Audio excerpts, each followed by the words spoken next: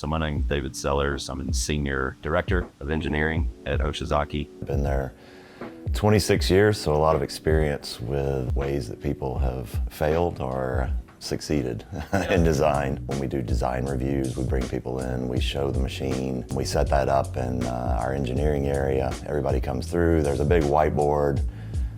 They enter information on the whiteboard, that gets transferred to an Excel sheet. It's pretty useful immediately. There's always the comment of, well, I gave you feedback, but we never saw any action on that. Probably the main reason that drew me to CoLab was design intent. There's a few instances where we had even created a standard for something, and a few years later I noticed people not even knowing the standard existed.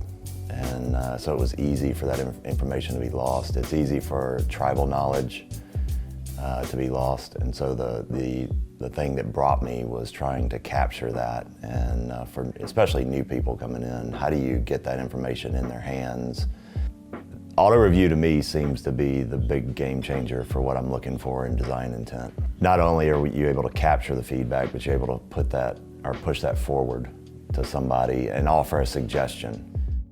To me, I think that's pretty big, where if the software can put an idea forward or some kind of comment that was made, if it has relevance to the project at hand, it'd be up for the engineer to decide that. Now the information's in their hands, they can make the decision that's best for their product. So I think that's gonna be great for us.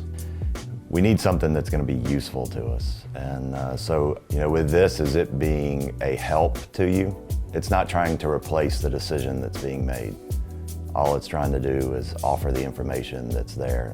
I think that's a great way to do it, because then it leaves the engineer to be the engineer and to do what they were trained to do.